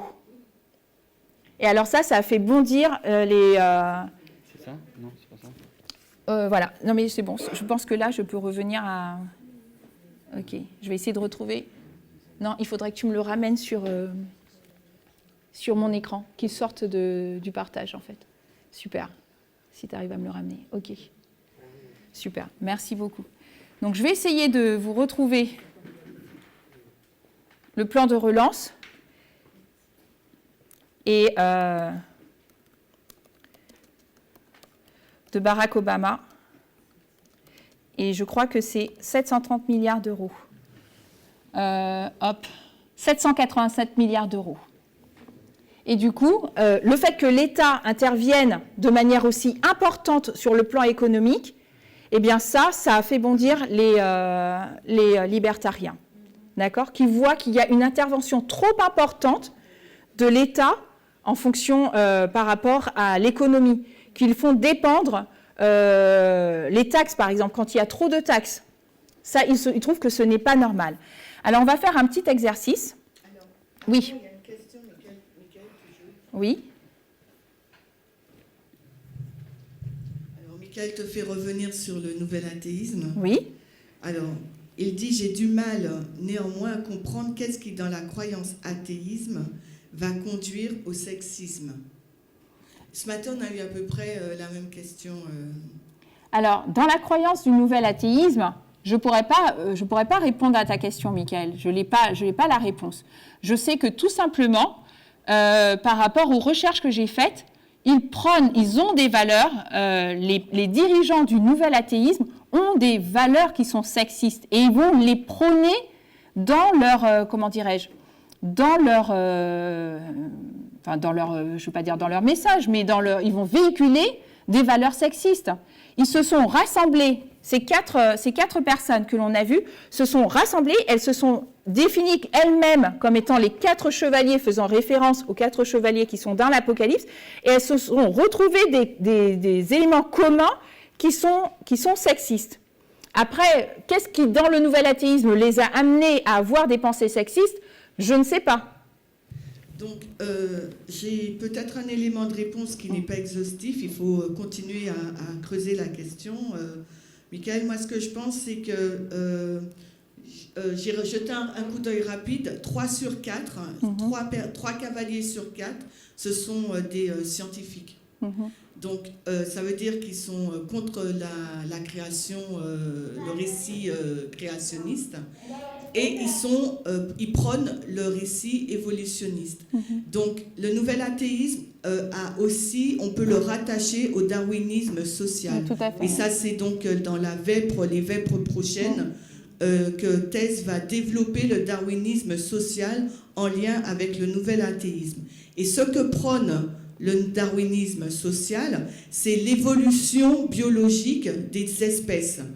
Et ce qu'ils disent aussi, c'est que la différence qui existe entre l'homme et la femme, c'est que la femme, elle a une faiblesse ou une constitution physique intrinsèquement plus faible que celle de l'homme. Donc, basé sur cette définition-là de la femme et de la biologie, ça amène des idées, des pensées, des actions, des paroles, un comportement sexiste et patriarcal, basé uniquement sur la biologie et sur l'évolution sociétale des espèces. Mais ça, elle en parle plus en détail dans les vêpres prochaines. Donc le tronc commun sont des scientifiques qui croient en l'évolution et en la différence homme-femme, biologiquement. Ok, merci. Alors maintenant, tout à l'heure, on parlait des libertaires et les libertariens ou le libertarisme. C'est quoi, comment vous feriez pour faire c'est quoi les divergences qu'il y a entre quelqu'un qui va se dire libéral, libertaire, et le libertarien? Ils vont avoir un socle commun et des différences sur quoi, d'après vous? Vous pouvez faire des recherches en même temps. Alors, je vais vous le dire. Même si le socle philosophique est commun, les divergences avec les libéraux, les libertaires sont nombreuses et portent sur le rôle de l'État. Donc, les libertariens ne veulent pas que l'État soit intrusif. Ils ont un souci, ils ont une divergence par rapport au service public.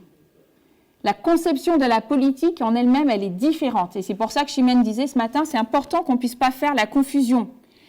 Ils ont une notion différente aussi, une conception différente de la démocratie, de l'impôt, de la loi, de l'immigration et du droit pénal. Les libéraux vont considérer habituellement les libertariens, comme des libéraux mais radicaux, voire extrémistes. Les libertariens vont considérer les libéraux non libertariens juste comme des compagnons de route, mais qui ne sont pas allés jusqu'au bout de leur logique libérale. Et la raison pour laquelle ils ne vont pas aller jusqu'au bout, c'est parce qu'ils ont un trop grand respect envers l'État. Attends, c'est les libertaires. Les libertariens. Les libertariens considèrent les libertaires comme des anarchistes. C'est ça, hein? Non, c'est les libertaires, les libéraux, on va dire, je vais utiliser le terme libéraux, ils vont dire que ce sont des extrémistes. Qui, les libertaires, sont des extrémistes? Les libertariens. C'est quoi la définition pour toi des libertaires? Libéraux. Mais parce que... Oui? Je ne veux pas te contredire, puisque, bon, après... Vas-y. Non, mais en fait, il n'y a pas de contradiction, mais si tu peux apporter une information supplémentaire, vas-y. Mais bon, j'ai pas mes sources, là, donc c'est pour ça que ça m'embête de dire quelque chose comme ça. Mais de ce que j'ai vu, c'est que les libertaires, ce sont eux qui sont considérés comme anarchistes, qui sont trop radicaux par rapport aux libéraux et aux libertariens. Alors, je pense pas qu'on dise la même chose. Ouais. Ouais, non, moi je fais une différence entre les libéraux et les libertariens. Oui, d'accord. Et donc, je vais reprendre. Les libéraux et les libertariens, ils n'ont pas du tout le même type de pensée. Les libéraux pensent que les libertariens, d'accord, sont des extrémistes. Où est-ce que je suis? Sont des extrémistes qui sont trop radicaux, tandis que les libertariens, d'accord, vont considérer les libéraux comme des compagnons de route qui ne sont pas allés au bout de leur logique libérale. Pourquoi? Parce qu'ils ont un attachement qui est trop grand envers l'État. Oui, je suis d'accord. Oui. Parce que là, ils ne rentrent pas dans la notion libertaire. Voilà, ok. Non, je suis d'accord. Je suis d'accord. Les libertariens, c'est la même chose? Libertaire et libertarien. Non, ce n'est pas la même chose. Oui, Johanna? Alors, tu me diras si je me trompe de ce que j'ai compris en différence et ce par rapport à l'Obamacare qu'on a parlé tout à l'heure. D'accord? Donc, les libertariens, ce sont des individus, en fin de compte, qui souhaitent avoir une liberté, mais totale, de tout, sans ingérence de l'État.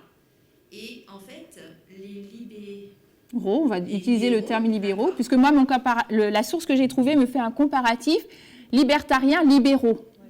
D'accord? Les libéraux, eux, par contre, n'ont pas le problème à ce que, leur liberté individuelle, en fait, il y ait une restriction de leur liberté individuelle. Alors que les libertariens, eux, ça leur cause problème. Moi, c'est comme ça que je le vois. Alors, comme ça que je le vois. Ok. Après, dis-moi si... Les libéraux vont quand même avoir un souci avec l'État. Ils vont pas, mais dans une moindre mesure que les libertariens. D'accord? Et on va prendre d'autres exemples. Les libertariens ont une vision pessimiste de l'État. Par contre, les libéraux, ils en ont une vision optimiste. Pour un libéral, l'État minimal est le plancher, tandis que pour le libertarien, c'est le plafond. Ça, c'est Patrick Smet qui le dit. Alors, d'après vous, quels sont les points de désaccord sur comment dirais-je, les désaccords entre les libertariens? Je regarde si je vous lis ça. Je vais aller sur un autre domaine. Maintenant, on va regarder les libertariens de droite et les libertariens de gauche. D'accord? Parce que les libertariens, ils ne sont pas forcément de droite. Hein. On en trouve aussi à gauche. Hein. Eh bien, certains auteurs vont se fonder sur le désaccord quant à l'appropriation des ressources naturelles pour distinguer un libertarisme de droite ou un libertarisme de gauche. Les libertariens d'extrême droite admettent que n'importe qui peut s'approprier des ressources non encore appropriées.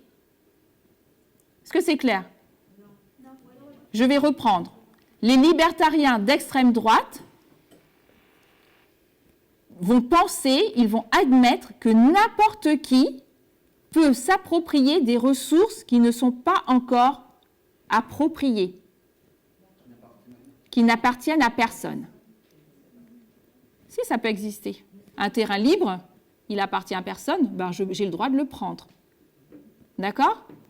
Ça, c'est une pensée libertarienne. Ensuite, les libertariens, qu'est-ce que je veux vous donner encore comme exemple? Les libertariens égalitaristes exigent en outre le paiement d'un impôt sur tous les avantages reçus de cette appropriation.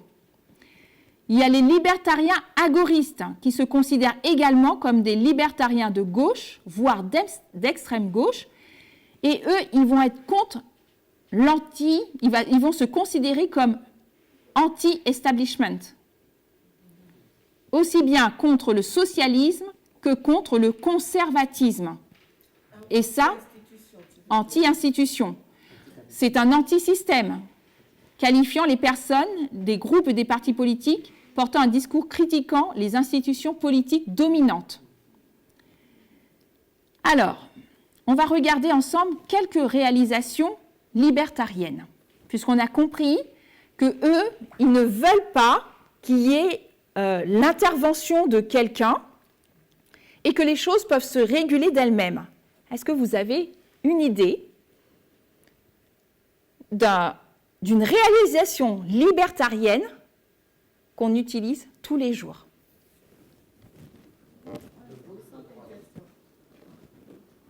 Hein? Ni de gauche ni de droite, c'est une pensée, c'est ça, la pensée que les choses se régulent d'elles-mêmes, il n'y a pas besoin d'une intervention d'un organisme supérieur pour gérer quoi que ce soit, ça se gère tout seul. Hein? La chasse? Non, parce qu'il y a l'intervention de quelqu'un. Non, c'est quelque chose qu'on utilise tous les jours. Enfin, je dis tous les jours, mais tout le monde ici a déjà utilisé cet outil libertarien. Tout le monde dans cette pièce. Non. Wikipédia. Ah oui, c'est vrai, oui, c'est libertarien.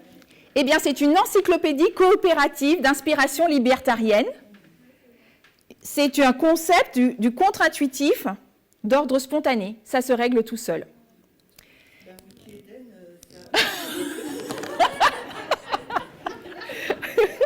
Alors, est-ce que oui? On a mis une restriction.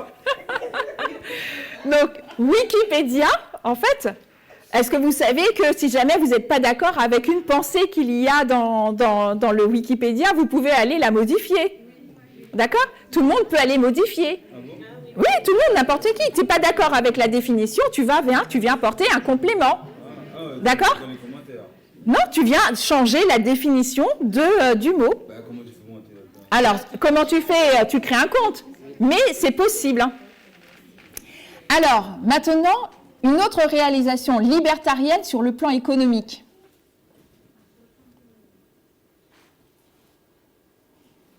Alors, juste un point. Ça a été créé par Jimmy Wales, Wikipédia.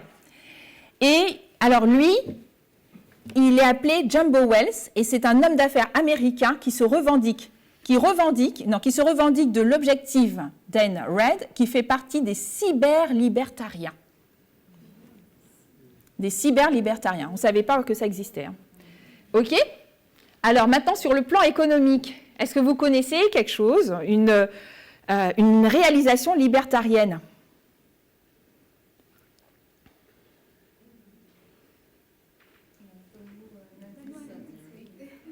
Une monnaie. Ah, la crypto-monnaie. Le Bitcoin. D'accord? C'est une monnaie virtuelle qui est décentralisée, qui est créée par les libertariens, partisans de la concurrence monétaire. D'accord? Alors, il y a un autre aspect que je voulais voir avec vous. On va parler de certaines personnes qui sont libertaires, dont on n'avait peut-être pas idée qu'ils l'étaient. L'autre projet d'État libertarien, ce serait par exemple de créer des villes privées. Vous avez déjà entendu parler de ça? De créer des villes privées? Non? Il y a quelqu'un qui avait envie de créer une ville privée. On en parlait dernièrement. Pas Elon Musk. Enfin, peut-être Elon Musk, mais un autre. Kanye West. D'accord? Il est libertarien et il avait envie de créer sa propre ville. D'accord? Au sein d'un État. Alors, je vais vous parler du coup du Free State Project, ou c'est le Free State Project. Le Free State Project, c'est un... Alors, c'est pas celui-là. Si, c'est ça. C'est un mouvement politique qui a été fondé en 2001 qui vise à recruter 20 000 libertariens prêts à s'installer dans un État américain, le New Hampshire, sélectionné en 2003 dans le but de faire de cet État un bastion des idées libertariennes. Donc, ils ont déjà décidé que dans le New Hampshire, eh bien, ils ont lancé un projet pour que cette ville devienne leur QG. D'accord? Et quand on va rechercher, en fait, à l'intérieur, il n'y aurait pas du tout d'impôt. Il y aurait peut-être des zones sur les périphéries où il y aurait un impôt qui serait moindre pour attirer les investisseurs. Mais ce serait une ville dans laquelle on pourrait, ils se réguleraient tout seuls, ils créeraient leur propre monnaie, etc. OK? Pardon? C'est utopique? Econ? Ah oui, mais c'était pas en Afrique? Ouais, Econ, il voulait créer une ville en Afrique, ouais, exactement. Alors, les activistes libertariens, on en a parlé ce matin, il y a Ron Paul et Rand Paul, d'accord? Je vais vous parler d'eux, mais il y en a un aussi qui est très connu, dont l'ancienne thèse, ou je ne sais plus si c'est l'ancienne thèse ou l'ancien parlementaire nous en avait parlé. Un activiste très connu, un activiste libertarien qui s'est révolté contre les pratiques abusives de l'État aux États-Unis. Il a fait quelque chose... D'ailleurs, il a dû fuir. Je vous donne plein d'indices. Hein? Snowden. La raison pour laquelle Snowden a dénoncé les États-Unis, c'est par rapport à ses pensées libertaires. Non, Edward Snowden. D'accord? Donc, Edward Snowden, 21 juin 1883, est un lanceur d'alerte d'inspiration libertarienne. Il était contre, en fait, le fait que l'État soit trop intrusif dans la vie des gens. C'est pour ça qu'il a divulgué toutes les informations. D'accord? Alors, d'autres pensées libertaires. Donc, certains libertariens se sont spécialisés dans le survivalisme et partagent leur expérience. C'est quoi le survivalisme? Est-ce que c'est vivre dans la nature, le survivalisme? Alors, c'est quoi le survivalisme? Est-ce que ça s'est bien introduit dans l'adventisme? Hein?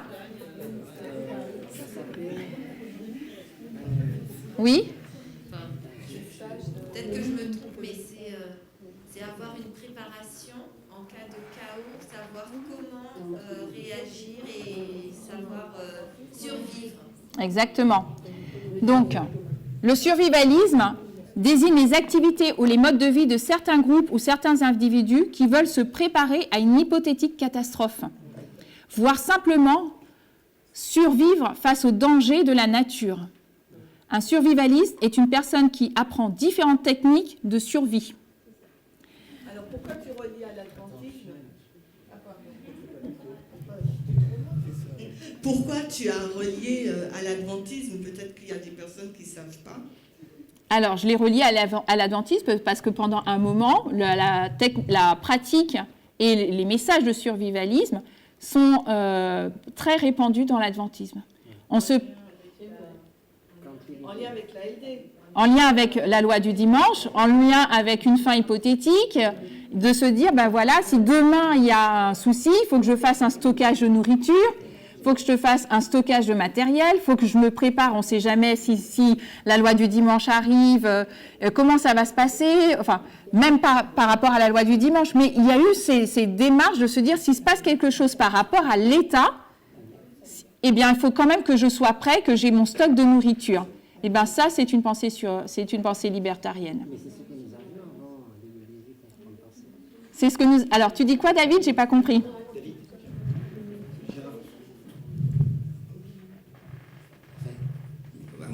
À mon avis, c'est cette pensée qu'avait le mouvement avant 2018, hein, c'est-à-dire...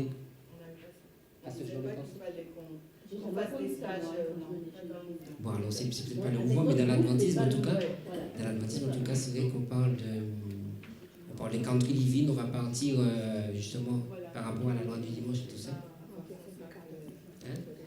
Alors, certains survivalistes apprennent notamment l'usage des armes, le close combat, d'autres construisent des bunkers pour résister aux déflagrations, mais le survivalisme s'applique aussi en cas de catastrophes naturelles telles que le crash de météorites, les éruptions volcaniques, etc. D'accord ?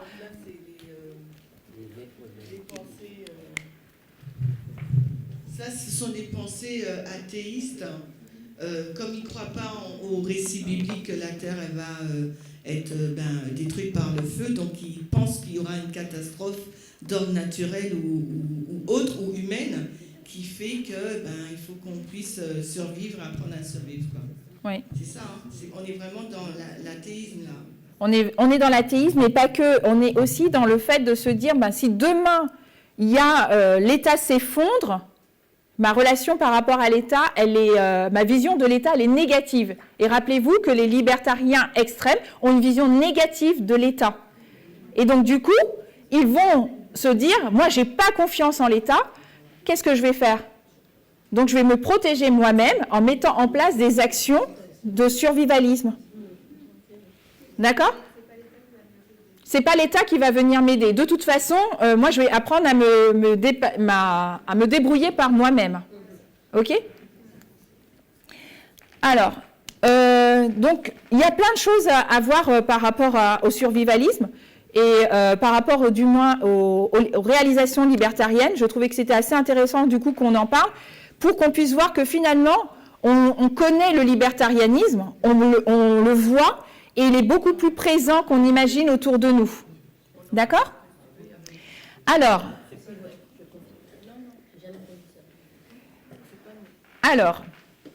est-ce que c'est bon?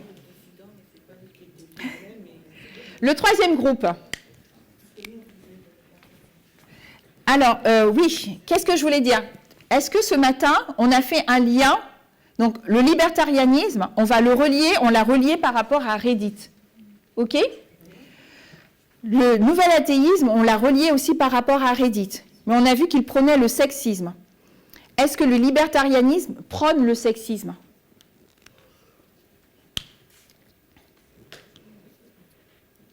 Est-ce que le libertarianisme prône le sexisme? Est-ce que vous connaissez des acteurs du libertarianisme? Et c'est là qu'on va vous parler de certaines milices. Est-ce que vous avez déjà...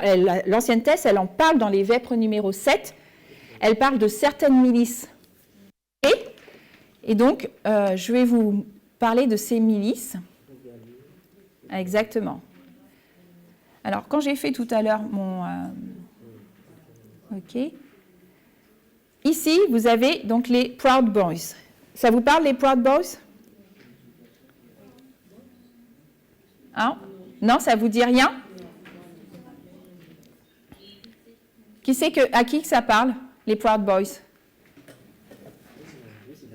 C'est dans les Vêpres, ok. Mais au-delà du fait que ça soit des Proud Boys, que ça soit dans les Vêpres.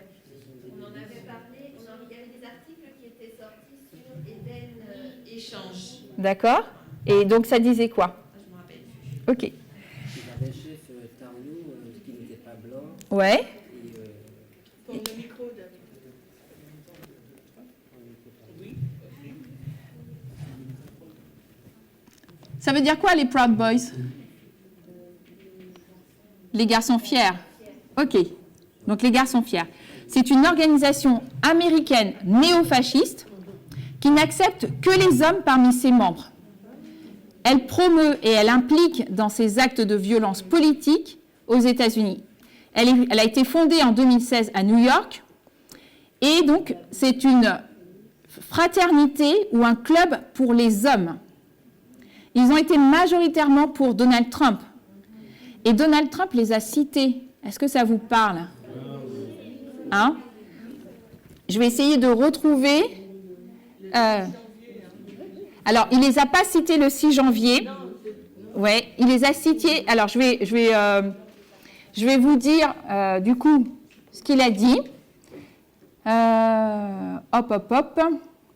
Par contre, je vais terminer ma description des Proud Boys. Le groupe affirme rejeter toute discrimination en fonction de la couleur de peau, de la religion, de l'orientation politique ou sexuelle. Cependant, il n'admet pas les femmes dans ses rangs. En effet, le groupe n'accepte que des membres, que des hommes adultes et biologiquement masculins. D'accord? Non, les transgenres, non, ils n'auront pas leur place. Ensuite, le groupe soutient Donald Trump à 99%. Ils ont fait leur actualité nationale à la suite d'un débat présidentiel le 29 septembre 2020 qui opposait Donald Trump et Joe Biden. Et lorsque le modérateur a demandé à Trump s'il était prêt à condamner les suprémacistes blancs, le candidat a répondu simplement « Proud Boys, mettez-vous en retrait, tenez-vous prêts. » D'accord? Et donc, en fait, cette phrase a été interprétée comme un appel du pied aux Proud Boys, notamment par des membres importants de l'organisation. Et ils ont été aussi visés dans la polémique du 6 janvier. D'accord? Puisqu'ils ont été présents. Donc là, je vous ai mis quelques photos où ils ont été présents. Donc eux, ils ont des pensées libertaires, ils sont misogynes, et ils ont une relation forcément distante vis-à-vis de l'État. Et ils défendent la lecture de la Constitution, et notamment, quel amendement? Le deuxième amendement. Donc ici, on va mettre les Proud Boys. Ils sont rattachés aux libertariens. Quels sont les autres? Les Oath Keepers. OK. Alors, donc les Oath Keepers... Voilà. Est-ce que vous voyez le tableau? Sur Zoom, ils voient? OK. Alors, c'est quoi les Oath Keepers? Qui sont les Oath Keepers? Voilà. Est-ce que ça vous parle? Non? Eh bien, les Oath Keepers sont des paramilitaires. Ils apparaissent régulièrement armés de fusils d'assaut dans différentes manifestations, notamment en 2015 lors des mouvements de protestation à Ferguson, dans le Missouri, où il y avait eu la mort de Michael Brown, qui avait été tué par arme à feu un an auparavant. Donc eux, ils vont intervenir. Ces sympathisants sont des fervents supporters de Donald Trump, et ils le voyaient... en effet, ces derniers voyaient le 45e président des États-Unis comme anti-système et capable de défendre une Amérique conservatrice. Donc là, les Oath Keepers, ils sont armés, blancs, anti-système, ils ont donc des pensées libertaires, ils sont patriotes. Donc là, on va les rejoindre, les Oath Keepers, avec la pensée libertarienne. Ça veut dire quoi, Oath Keepers?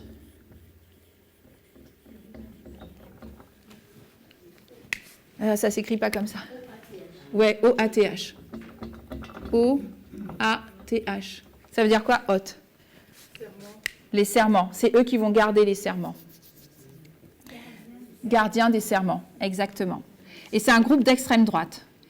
Donc les Oath Keepers, ils proclament vouloir défendre la Constitution contre tous ses ennemis, qu'ils soient intérieurs ou extérieurs. Ils s'entendent surtout pour protéger le deuxième amendement de la Constitution qui garantit le droit de porter des armes à feu. Ils constituent une milice. Donc ils sont totalement imprégnés de l'obsession conspirationniste propre aux suprémacistes et aux milices patriotes. Ils sont présents dans plusieurs États américains dont ils font partie. Donc voilà. Quand ils ont décrit Hillary Clinton, ils l'ont appelé, imaginez que Here Hitlery accède à la présidence. En fait, ils ont appelé Hillary Clinton Here Hitler. Donc voilà.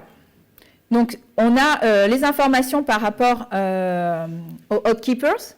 Et le troisième groupe dont elle fait référence dans les vêpres, les Boogaloo. Donc là, les Boogaloo Boys. Alors, les Oath Keepers, comment on les reconnaît? Dans les Proud Boys, ils utilisaient un T-shirt de la marque Matthew Perry. Non, c'est pas Matthew Perry. C'est Perry, je ne sais pas quoi. Et la marque a décidé de se retirer aux États-Unis et au Canada, parce que les Proud Keepers sont aussi au Canada, et parce qu'ils ont utilisé l'emblème de cette marque pour les représenter. Alors cette marque n'a pas voulu faire de lien avec eux. Les Oath Keepers, voici leur insigne, avec le responsable des Oath Keepers que vous voyez en haut à gauche. Les Boogaloo Boys, eux, ils ont des chemises hawaïennes. Et j'ai mis une photo quand ils entrent dans le Capitole. Ah, ok. Hop. J'ai fait une bêtise. Vous le voyez ou pas? Non. Ouais, ok. C'est bon? Alors, les Oath Keepers, les Boogaloo, c'est bon? Ils sont moins structurés et moins organisés. Pourtant, ils ont commencé à acquérir une certaine popularité fin 2019. Et c'est à l'actualité de début 2020 qui leur a donné de l'ampleur. En fin janvier, il y a eu un projet de loi qui va renforcer le contrôle des ventes d'armes à feu dans le Kentucky et qui va leur donner l'occasion de leur premier coup d'éclat lorsque les manifestants pro-armes équipés de fusils d'assaut pénètrent de force dans le Capitole. Certains d'entre eux vont porter des chemises hawaïennes, des écussons sur leurs vêtements faisant référence à différents symboles, le boogaloo comme étant l'igloo. Alors, qu'est-ce que je voulais vous dire par rapport à eux? Les Boogaloo, c'est une milice d'extrême droite qui les englobe largement, qui vise avant tout le renversement armé de l'État. Ces partisans affirment que seule l'autorité légitime émane de la Constitution et que les gouvernements fédéraux et locaux actuels exercent le pouvoir illégal. Donc, ils ont des pensées libertariennes aussi.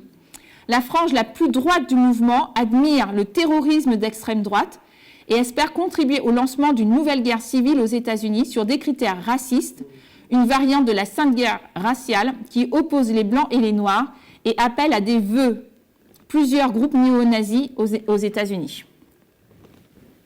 Donc là, on voit que les Boogaloo Boys, on peut les trouver comme étant Boogaloo Bois aussi. Boogaloo. Alors, je ne sais plus l'écrire. Non, c'est bon.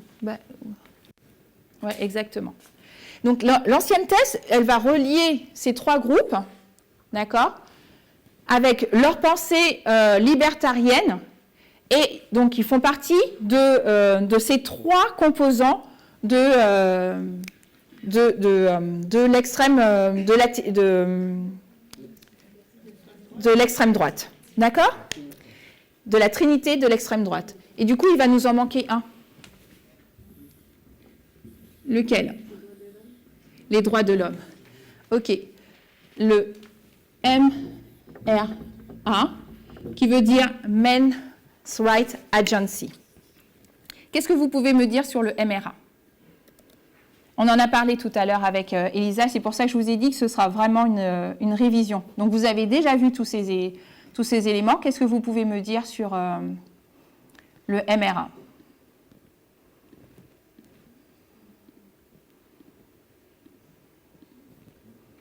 Vous en rappelez plus?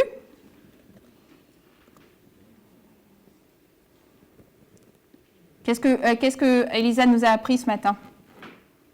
Ce sont des personnes qui défendent les droits des hommes. Ok, mais dans quel sens?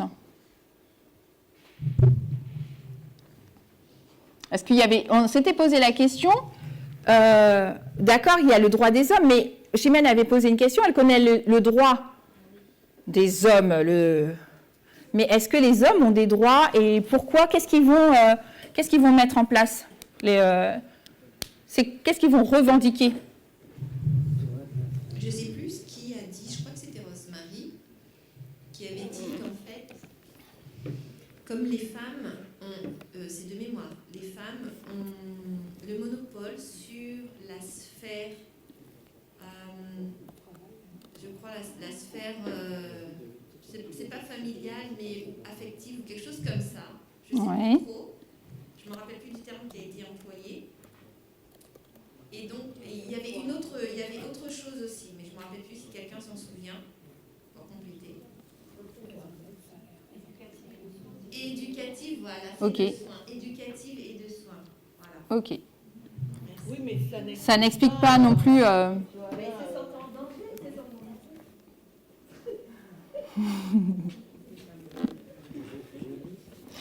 Alors, est-ce que du coup, vous avez d'autres points à apporter? Le mouvement des droits des hommes, ça fait partie du plus grand mouvement des hommes. D'accord? Et il s'est séparé du mouvement de libération des hommes dans les années 1970. Donc, on est ici. On voit que 1970, il y a un mouvement qui s'appelle le mouvement de libération des hommes. Et à partir de cette date-là, il va y avoir une scission entre le mouvement de droit des hommes et le mouvement de libération du droit des hommes. Qu'est-ce qui va se passer? Qu'est-ce qui se passe pour le mouvement des droits des hommes? Eh bien, ça va être composé de divers groupes et individus qui vont se poser des questions sociales, le droit de la famille, par exemple, le rôle des parents, la procréation, la violence domestique subie par des hommes. Ils vont être opposés à la circoncision. Pourquoi ils vont être opposés à la circoncision?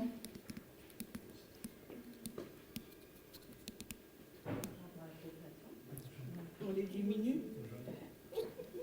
Ça peut être vu comme ça dans la mesure où pourquoi on viendrait apporter une violence au niveau sexuel sur des hommes. D'accord? Ensuite, ils vont se poser des questions gouvernementales, d'éducation, du service militaire obligatoire, par exemple, de la protection sociale. Alors, ce mouvement de libération est apparu dans la première moitié des années 70. Et lorsqu'ils ont commencé à étudier des idées qui sont politiques, mais aussi féministes. Et alors, ils vont se rendre compte que tout est mis en place pour favoriser l'égalité de la femme. D'accord? Pour mettre en place des mesures pour que la femme puisse, s'émanciper. Et ces hommes qui vont se rencontrer, qui vont se retrouver ensemble, vont se dire, mais aujourd'hui, si une femme divorce, nous on divorce, il faut payer une pension alimentaire. Est-ce que ça c'est normal quand même? Si moi, par exemple, je fais un enfant hors mariage, ou un enfant que je ne veux pas reconnaître, pourquoi je dois subvenir à ses besoins? Où sont mes droits à moi? On dit par exemple que les femmes doivent être émancipées au niveau du travail, doivent avoir une égalité au niveau du salaire. Mais moi, par exemple, qu'est-ce qui m'a donné les mêmes chances que la femme? Pourquoi nous, les hommes, on ne pourrait pas avoir la même chose? Et donc, ils vont développer des pensées anti-féministes. Ils vont être contre comment ça s'appelle? Je vais essayer de retrouver le service militaire obligatoire. Parce qu'ils vont trouver que ça va pénaliser les hommes dans leur entrée dans la vie sociale ou même du monde du travail. Ils vont dire, mais pourquoi les femmes ne feraient pas, elles aussi, le service militaire obligatoire. Donc, ils vont mettre en place, ils vont faire un comparatif de la relation des avantages, entre guillemets, que les femmes auraient eu, et vont comparer, et ils vont se dire, ben, nous, on est discriminés. Et donc, on va créer un mouvement pour le droit des hommes. Et donc, ce mouvement, c'est le plus grand mouvement des hommes. Et donc, elle va le mettre comme étant, faisant partie de la composante de l'extrême droite, parce qu'ils vont avoir des pensées d'extrême droite aussi. D'accord? Néoconservatisme, exactement, le terme. Donc ici, on a le nouvel athéisme, le libertarien, la MRA. Ils vont tous utiliser leurs données, leurs pensées au travers de Reddit, et ils vont avoir des pensées libertariennes ou d'extrême droite. D'accord? Et c'est pour ça que l'ancienne thèse nous explique quels sont les composants, la trinité de l'extrême droite. Mais en plus de la trinité de l'extrême droite, je voudrais rajouter un autre.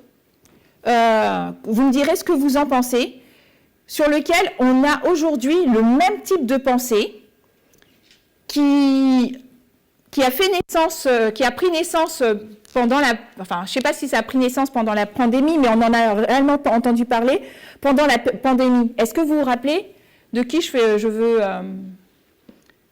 allusion? Un mouvement conspirationniste d'extrême droite, en plus de ces trois mouvements. Aux États-Unis. Non? Mais si, vous connaissez, c'est sûr. Si je vous montre une image, vous allez me dire, c'est sûr que vous connaissez. Alors, attendez. Attends, dans le Zoom, il y a une réponse alors. Oui? Canon. Ouais. Exactement. Donc, en effet, le mouvement QAnon. Donc, ils ont exactement le même type de pensée que le nouvel athéisme, que les libertariens et que la MRA. C'est une mouvance qui est conspirationniste d'extrême droite et qui va en plus, les autres ont déjà, hein. En plus, je dois le rebrancher? Ok. Va avoir vraiment des pensées, des théories de complot, selon lesquelles, par exemple, il y a une guerre secrète qui a lieu entre Donald Trump et des élites implantées. C'est eux qui vont utiliser le terme l'État profond ou le deep state que Donald Trump va reprendre. Donc, on a vu ces différents acteurs.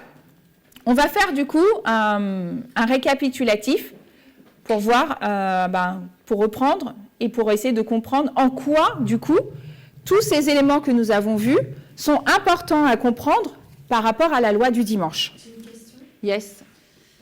Donc en fait, tous ces groupes, le nouvel athéisme, libertarianisme, MRA, vont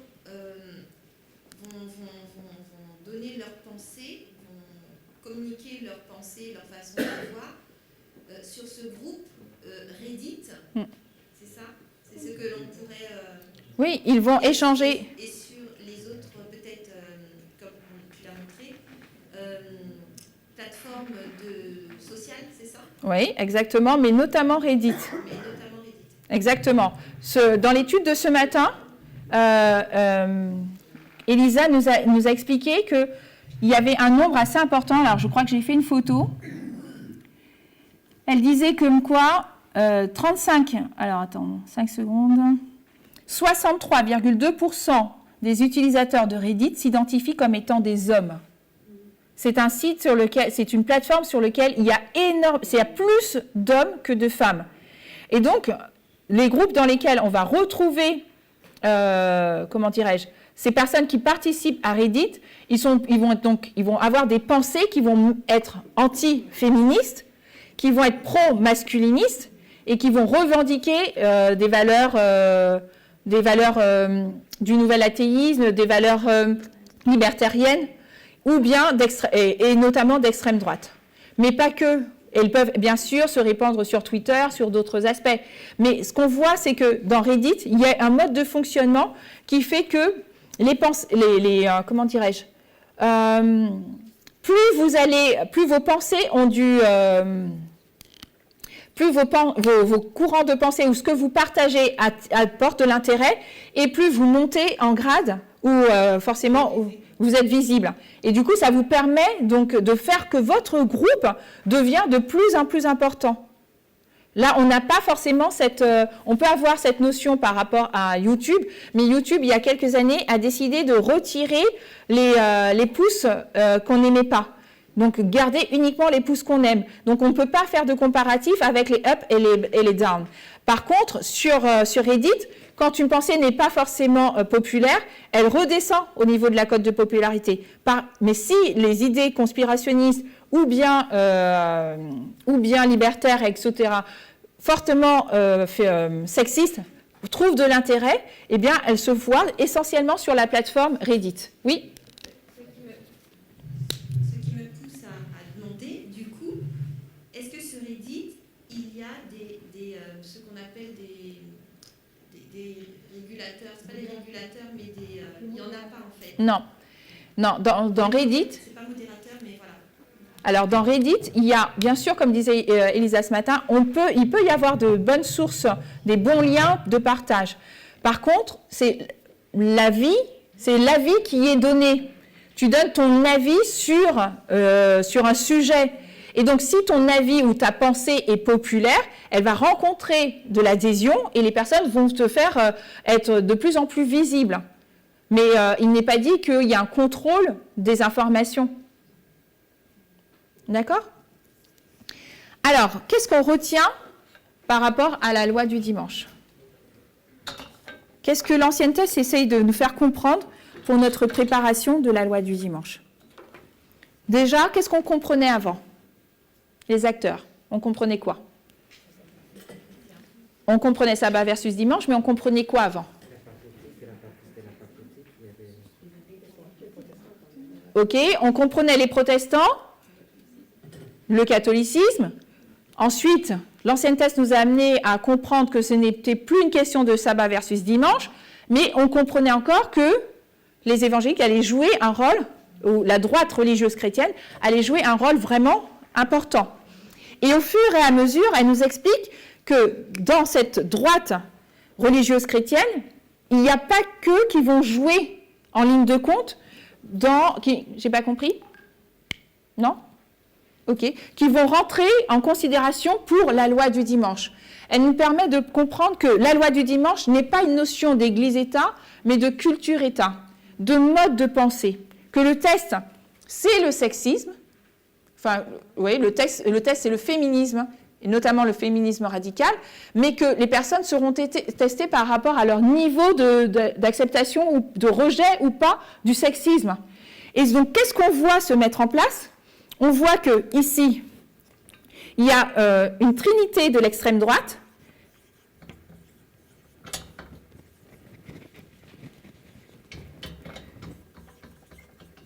qui va venir venir apporter une impulsion à des pensées sexistes.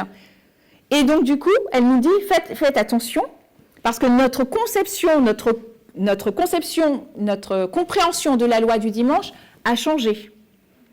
Qu'il y a des nouveaux acteurs, et que ces nouveaux acteurs, nous devons les connaître. Nous devons être amenés à les identifier. Et non seulement nous devons être amenés à les identifier, mais nous devons aussi vérifier que nous ne véhiculons pas le même type de pensée. À la fois libertaire, à la fois de sexisme, bien sûr, et à la fois d'athéisme. On a vu à quel point l'athéisme pouvait être amené à à avoir plusieurs aspects. Ce n'est pas forcément un rejet de Dieu. Donc, il faut qu'on aille plus en profondeur par rapport à ces sujets et qu'on voit que tous ces acteurs qui interviennent dans la loi du dimanche. Qu'est-ce que vous retenez, vous, de ce qu'on a vu toute la journée ? Si vous deviez avoir une pensée, qu'est-ce que vous retenez ? À la fois sur le Zoom et dans la salle.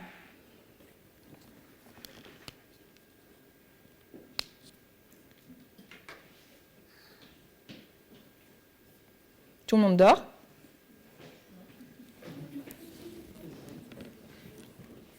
Une seule pensée. Qu'est-ce que vous retenez?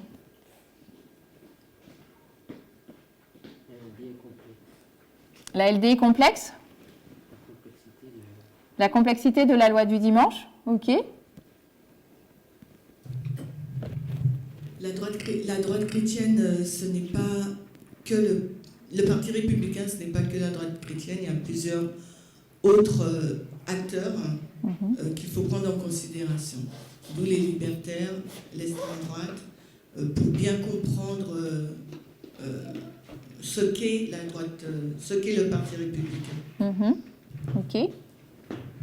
Qu'est-ce que vous retenez d'autre? Une troisième pensée? Est-ce que sur le Zoom, vous voulez rajouter quelque chose? Qu'est-ce que vous avez retenu de tout ce qu'on a vu durant toute la journée? Moi, je retiens du coup l'élargissement par la même dire avec cette lumière en fait, qui est au départ, en 2018, qui s'élargit. Du coup, on voit bien, effectivement, par rapport à la vision qu'on a aujourd'hui, tous ces nouveaux acteurs qu'on n'avait pas forcément intégrés. Et plus on avance, plus on découvre d'autres acteurs, on découvre la complexité, et donc plus ça s'élargit finalement. Et plus, on est à même effectivement de comprendre le sujet de la loi de culture. Ok, merci. Donc, voilà. Merci à tous pour votre participation. J'espère que du coup, la trinité de l'extrême droite, c'est plus clair pour chacun de nous à l'issue de cette journée. Je vous propose qu'on se mette à genoux, pour ceux qui le peuvent, et du coup, je vais faire une prière.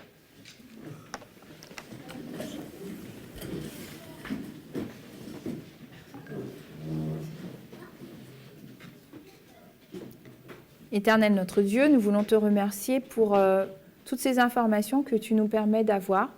Merci pour les vêpres qui nous apportent tant de lumière sur la façon dont la loi du dimanche se met en place. Aide-nous à être alertes par rapport à toutes ces informations que tu nous donnes, afin que non seulement nous puissions avoir la connaissance, mais que nous puissions être en cohérence par rapport à ce message. Que tu puisses bénir ton peuple, qu'il soit ici dans la salle ou via Zoom, que tu puisses nous permettre de continuer cette journée de sabbat dans la fraternité, dans la joie, que tu puisses aussi... nous te remercions pour cette belle journée que nous avons pu passer ensemble avec ce beau temps, cette possibilité de nous rencontrer et d'échanger ensemble. Que tu puisses bénir chacun de nous. Nous te prions non pas que nous soyons dignes, mais au nom de Jésus. Amen.